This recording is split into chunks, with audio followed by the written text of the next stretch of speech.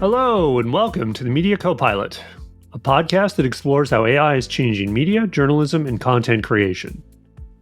I'm Pete Paschal, longtime tech journalist and founder of the Media Copilot, and I'm excited to bring you fascinating conversations with fellow journalists, media executives, and the people building the ways we'll report, produce, and consume news in the future. This week, I'm diving into a great example of how AI is disrupting content creation, specifically video. So we've all seen generative tools like Sora, and they've stolen a lot of the spotlight with their ability to imagine video clips from text prompts, but most of them aren't available yet, and there's a big question on whether they actually save you any time. But while Sora, Pika, and the rest of those kinds of services are stealing headlines, there's a quiet disruption taking place downstream. Because when you undertake a video project, whether it's an editorial or a marketing project, typically you want it done well, you want it done fast, and you want it done cheap. And you can only have two of those things. But could AI put us on a path to getting all three? That's what I wanted to find out from Amer Tadayon. Amer is the CEO of Lucihub, which is a service that can create videos that would have taken days or weeks and turn them around in hours, sometimes minutes. You still need to give it raw footage, so it's not purely generative like Sora, but it uses AI so that Lucihub's human editors can cut videos incredibly quickly and for a lot less than you'd pay an agency. For creative teams struggling for manpower and resources, it feels like a game changer. I talked with Amer about how Lucihub is disrupting the conventional wisdom around video, as well as what that means for the big picture. Could AI make video great again? Stranger things have happened. I hope you enjoy the conversation as much as I did. And if you did, I'd encourage you to share it with a friend or a colleague, and I'd be grateful if you consider subscribing to the Media Copilot newsletter. That is, if you haven't already. I'd also really appreciate it if you'd leave a rating or review in whatever podcast app you're listening in. Those really do help the show get to more people. And lastly, you can check out everything we offer, including AI training classes for media, marketing, and PR professionals at mediacopilot.ai. Okay, now on with the show and my conversation with Amer Tadayon of Lucihub. Amer, Hey. welcome to the Media Copilot. Thanks for having me. Sure, my pleasure. So I just want to dive right into it. I want to talk about Lucihub right off the bat, why it exists, how it's leveraging AI, and the disruptive nature of it. So let's jump right into it. What is the whole ethos of Lucihub? Yeah, great question. It was part of a conversation I was having with an agency executive one day who said, we spend tens of thousands of dollars on video content with production companies, and by the time we get it back, it's irrelevant. And there's a story there, right? You've got this social media is this huge beast now, and you've got to feed it regularly. And if you don't feed it before the hype dies, it's irrelevant, right? Mm-hmm. And so I kind of set off to try to figure out how to solve that problem. But the bigger problem is you used to be able to create a commercial or a spot, whatever you want to call it. And you used to be able to use that for months. Right. Nowadays, you're lucky if your video has a 1-week shelf life, 2-week shelf life. But traditional production hasn't caught up with that. They're still doing things the old-fashioned way. So what I set out to do is find a better way to accelerate traditional video production. And the other thing I looked at was the pre-production, the production, and the post-production. But you have everybody using smartphones these days. So it's like, well, you've got an acquisition format there. Why not lean into that? And then why not lean into the short form piece of thing, which, by the way, it's totally evolved. But the other part of this whole story is if you look at the production world, it's a fragmented industry. Not too many people do things at scale there. Not too many companies do things at speed there. So the goal of Lucihub was to figure out how to leverage AI and technology to create kind of a next-gen production house where you could do quality at speed and scale. Yeah, I think pointing out the smartphone is a really good thing to key in on, because we've been hearing, obviously, since good cameras came to things like the iPhone, which have been there for 10 plus years now. People will shoot movies on these, and they kind of have. Like I've definitely seen for a long time people sort of doing amazing things with phones. It's just usually they're doing them in gimbals and like all this elaborate stuff. In other words, it's still very pro. And I think there's sort of a thing that has rarely been cracked, or in a big way, of like, can we really truly democratize this and make it, get those results from that the pro results everyone wants, but without all the, as you said, the pre-production and production of it. And it seems like this Lucihub is a big step in that direction.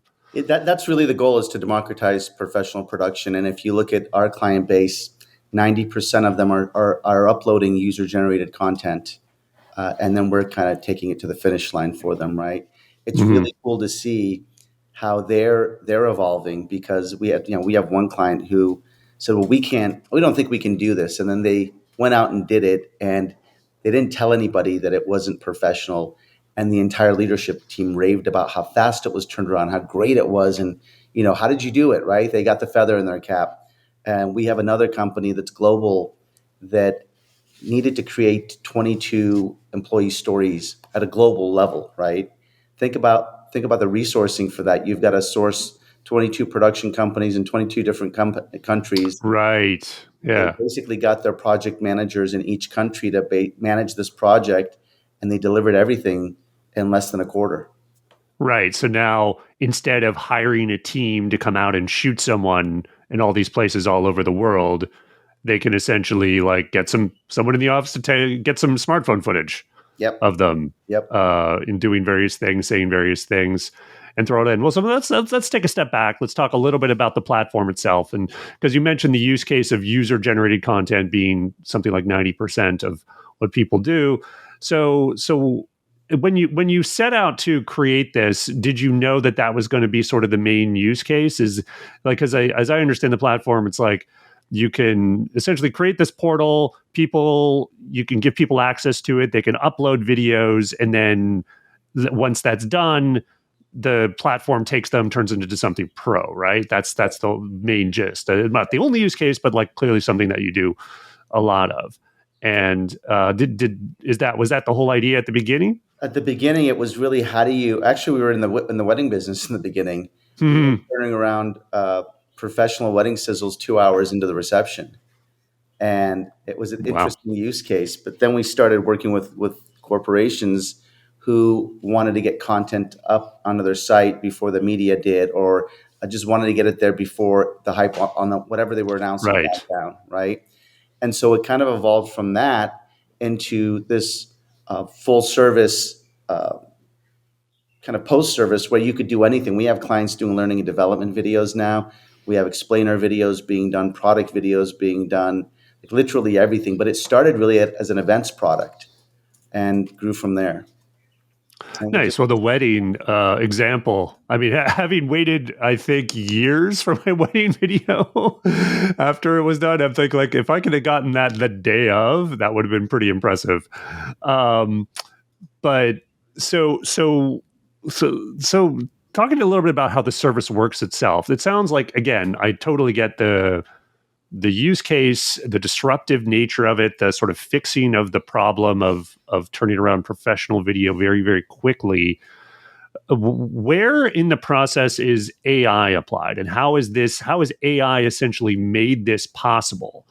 That's a great question. So when I started this company, chat wasn't a thing, right? Gen AI wasn't really available. Everything we were building was the traditional, ML, computer vision, all the stuff that's been around for a while. And we were really using it to accelerate workflows and processes. That's the main purpose of what we built this company for. It wasn't around Gen AI and actually automating edits, right? We were accelerating edits, but we weren't automating it. And even today, we're still AI plus humans. And that's, I think, really important in a world where it's creativity. It's not just process. Then chat came out, and we were Microsoft Founders Hub members, so we had access to the APIs. And we started using it internally to accelerate our marketing, accelerate our own video content creation, in the sense of, hey, let's create our own scripts, shot lists, and do it really quickly with a small team. And what we saw is there's actually there was a pre-production product that we had kind of rushed together that could be productized. So what we did is we productized it as a creative director. So there's actually two types of AI in our business. We have Gen AI, which is all the pre-production tools we have now. You can go in, create a 60-second VO script, turn it into a shot list, turn it into an AI-powered voiceover, push it into the Lucihub platform, go film your content, and we'll turn it around for you. So there's a ton of AI in different parts of this platform and different types of AI. But I think, like you said, a key part of it getting the good results is that human in the loop, and that you have teams of people ensuring the quality while still taking advantage of the acceleration that AI gives them. 100%. And I don't think that'll change anytime soon. I don't know if it'll change at all. I think maybe even if you'll fast forward 5 or 10 years, I think you'll still have some human doing some level of quality control or storytelling, right? On a final edit. At the end of the day, what we do, the content we create is really an art form and a craft. Everyone has really kind of discounted what video production is, but it's really storytelling at the end of the day. And in my opinion, I think you need those storytellers to tell a great story. Otherwise, you're just going to have content that's stitched together based on maybe timeline or look, feel, etc. Right? Yeah. And do you do things like, I don't know, like generate B-roll in some places? Do you like what else does the AI do? Like there's obviously, like, we've seen these elaborate services like Sora. That was a big one that was unveiled a couple of months ago, not widely available yet. But like, is there actual, I guess, footage creation happening There isn't on your today. side? There will be, right? There'll be B-roll creation, and we're actually pretty excited to use Sora for that particular reason, right? If you look at our roadmap, the idea, and we're probably the only platform in the world today that's a hybrid. You have all these DIY tools, right? And they say go ahead and use this and get it done.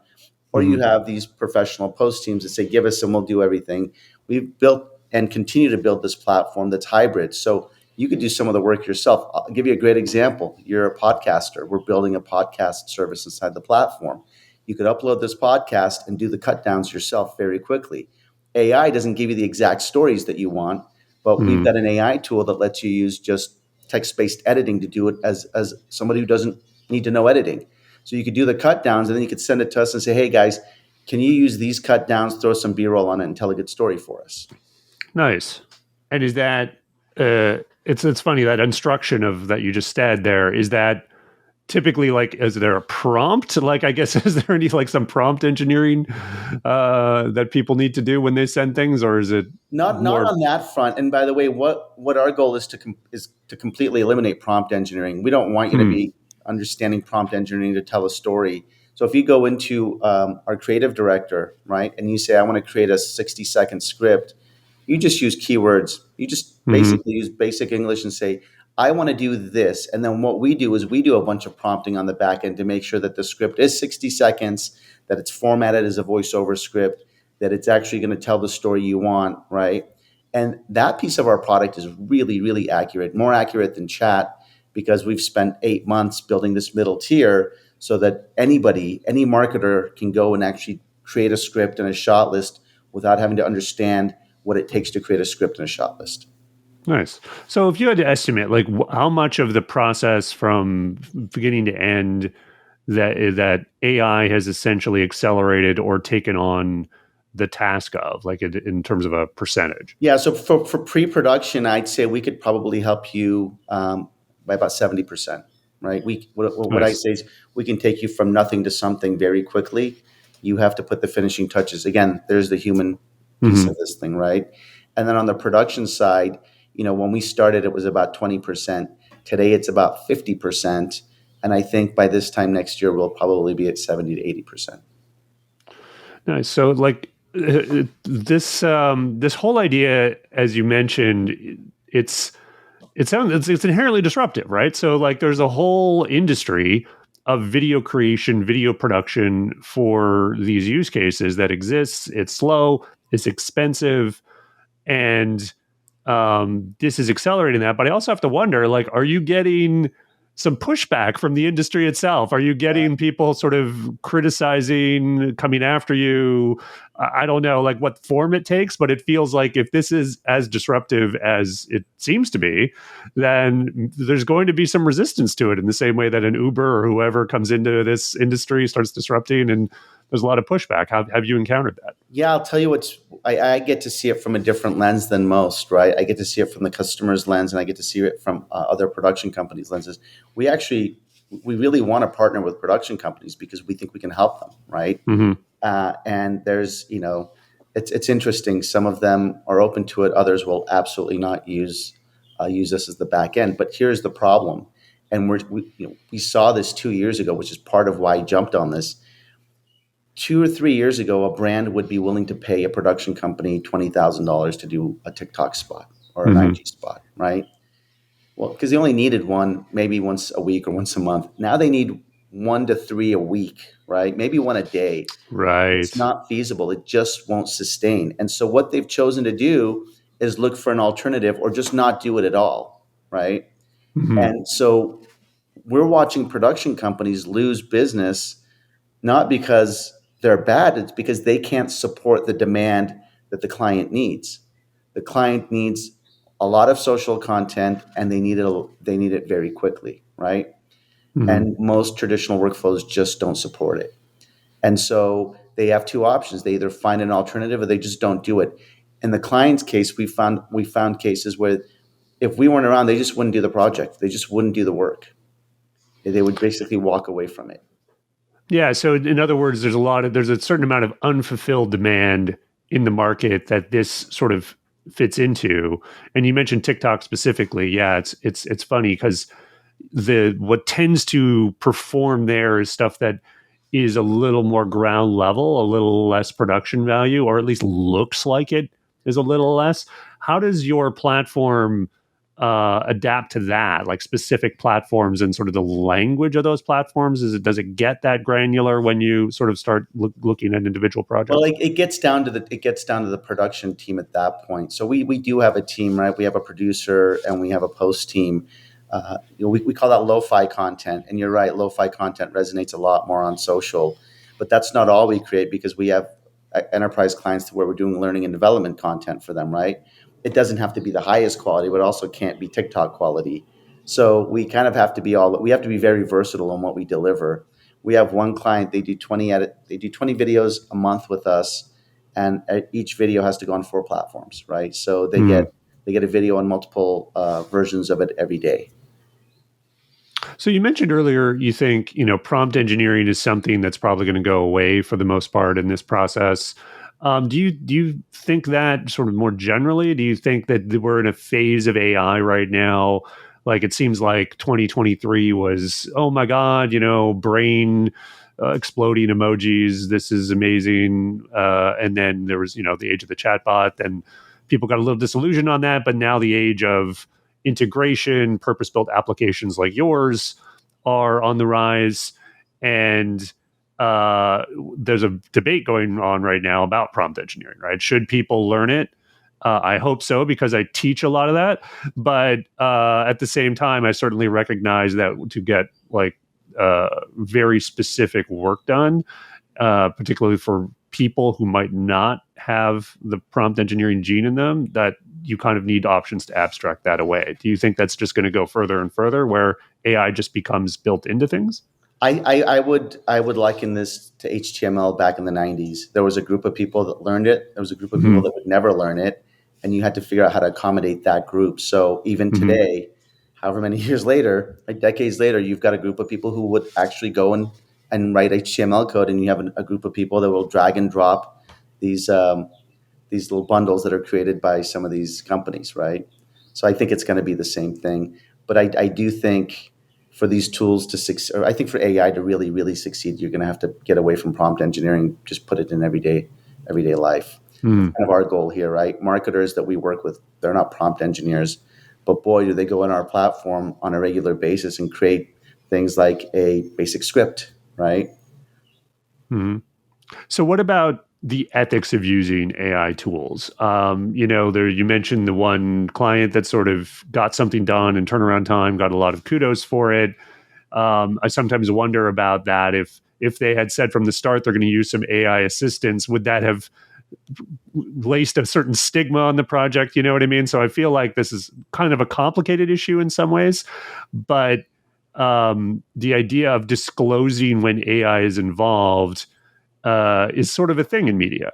And Yeah. is that something that you think is, again, this could be a transitional thing, because as AI gets more permeated into everything, it becomes just kind of a silly thing to even think about if you think about it. But what is sort of, what are your thoughts on sort of the ethics of using a service like this? So I guess I have an interesting perspective because I'm building a service, right? And we're also using a service. So I'll put on my founder's hat, Mhm. building a startup that, most startups, they start out bootstrapped, right? Gen AI was really powerful for us because it allowed us to do a lot more with a lot less. And we've actually kind of woven it into the fabric of our business. And for us, it wasn't about displacement. It was about redistribution of people, right? We were able to Mhm. do some really cool things really quickly in marketing.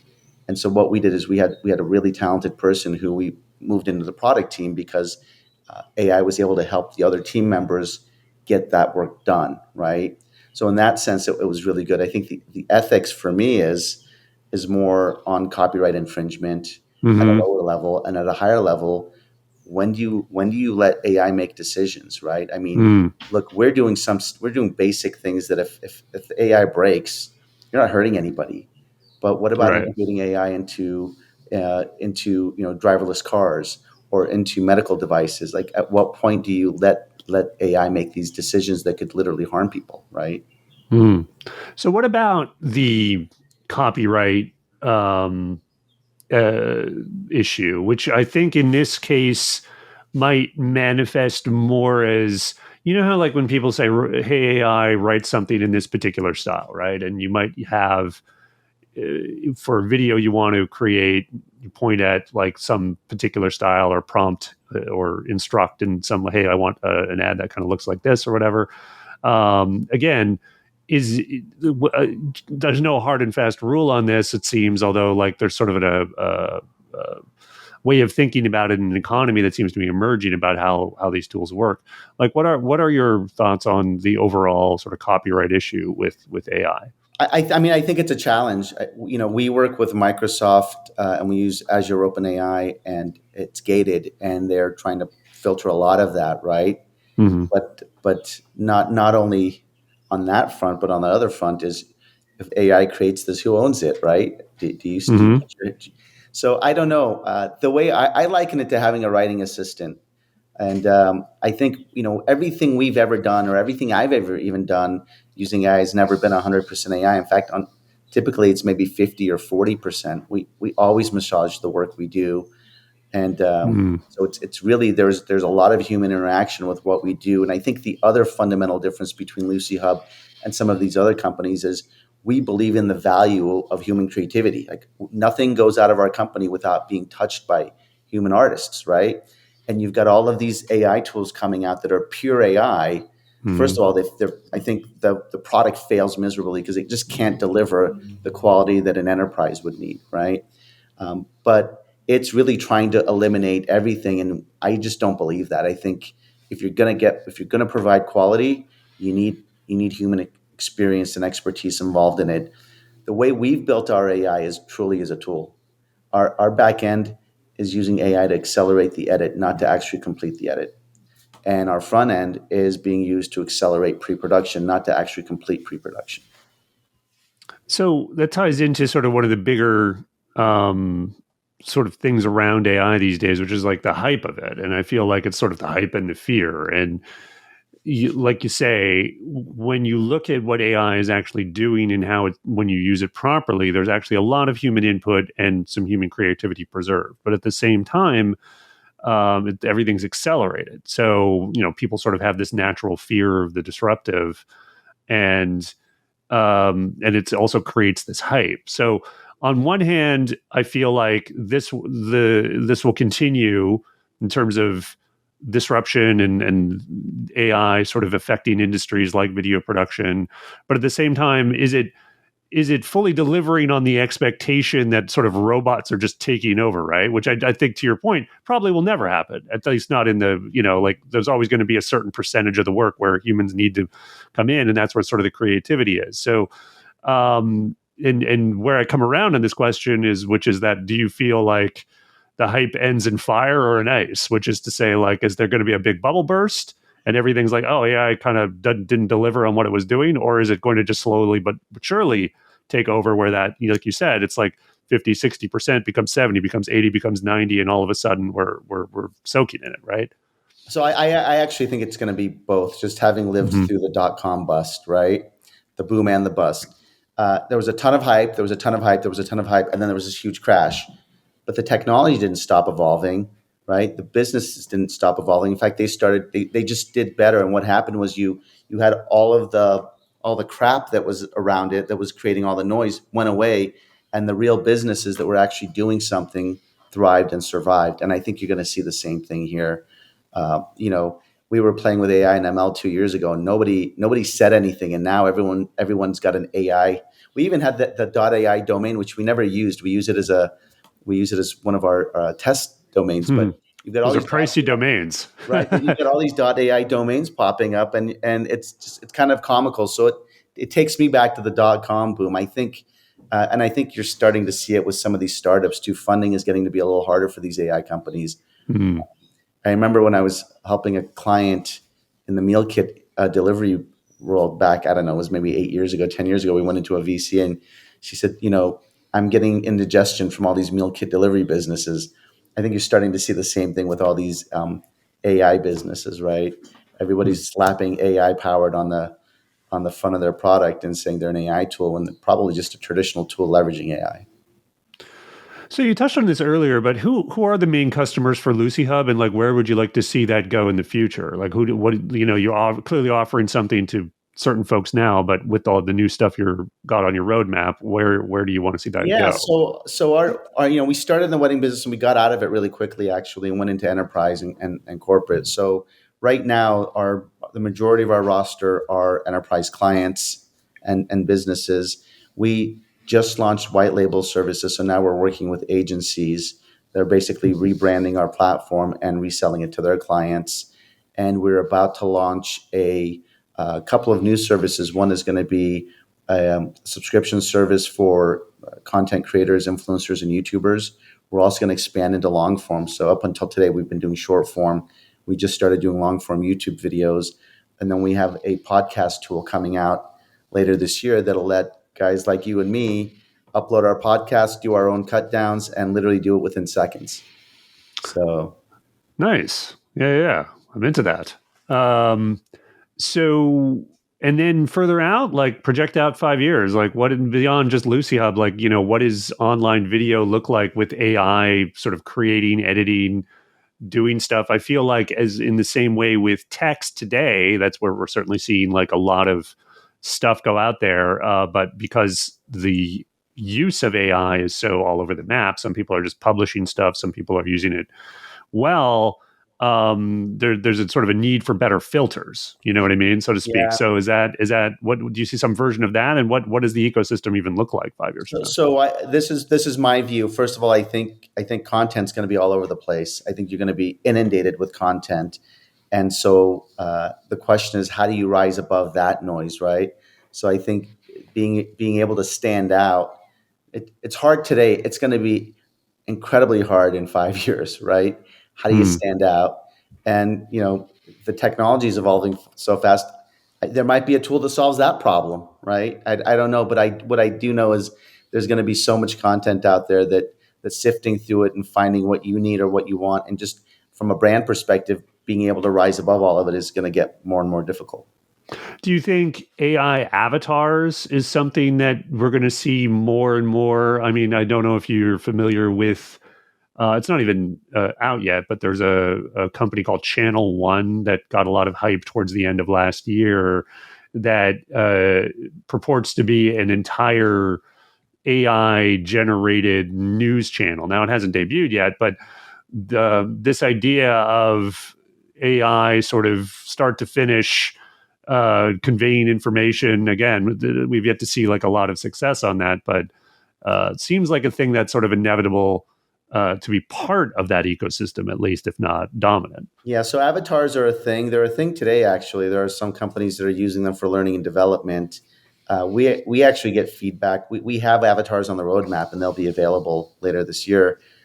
We get feedback from some of our clients that they just don't want to be on camera. So they'd rather do something else. And, an alternative to that is just a voiceover. But when it comes to the learning and development tools, you're already seeing avatars being deployed. And I think they're going to continue to be deployed. The question is, how do you keep them from being so realistic that you don't know if it's actually an avatar or if it's the person, right? So there's some, and that's where the ethics come in, right? There's some challenges there, and the Microsofts of the world and the OpenAIs of the world are trying to figure out how to manage that right now. And there's tools out there that we don't have access to, or we have access to for internal use only, that are incredibly powerful. And they won't release them. It's literally for testing and ideating and things like that. But they're incredibly powerful, and they're just not getting released today because they could cause a lot of problems when it comes to deep fakes. Wow. Can you talk more about that? I assume there's probably some NDA that you might. Cannot, but you're. We'll talk after the podcast. Yeah. Awesome. That's really interesting. But like, speaking more broadly about the topic of content provenance with respect to ethics and the things we're talking about here, it feels like that is a thing that is getting a lot of attention with respect to deep fakes, and not even just deep fakes, but like understanding when something is AI generated versus when it's not.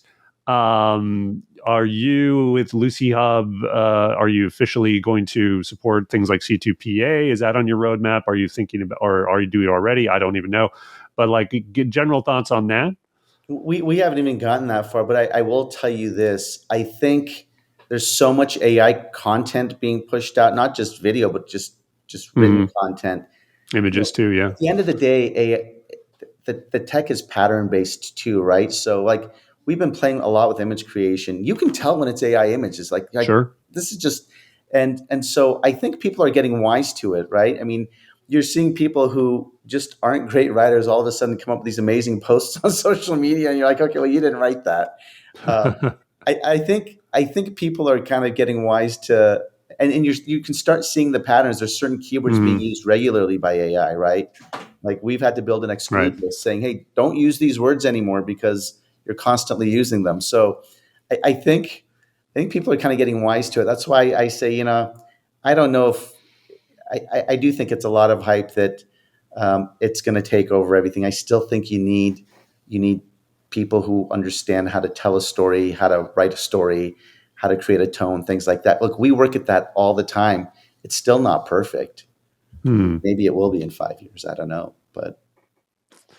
I have a theory that it won't be. That like, I feel like AI, again, this is yet to be proven because the models are improving, but I think in terms of creating content, I feel like we've gotten to like in the low 90% of like simulating humans, but that last 5 to 10% is going to be much harder than the first 90.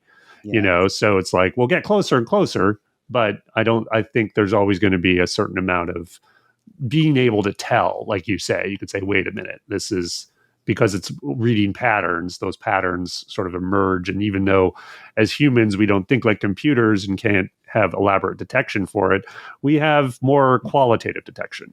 Yeah, we do. And we have a framework on our post team called the last pass edit. And the idea is that we'll always have a human person. We'll always have a human putting that story together at the end of the day. It's never going to be 100% stitched. For sure. So if you had one piece of advice for creatives today with respect to AI, particularly those who may be just getting their feet wet with it, like, what would it be? I think it's lean into it as a tool. It's we have a client that's a small PR shop in Seattle, and she's doing much more with much less and building a much more profitable business right now. I think AI is going to be a really great tool for entrepreneurs, for small businesses who just don't have the budgets. And I think it's going to let the enterprise do a lot more and create a lot more, whatever they're doing, right?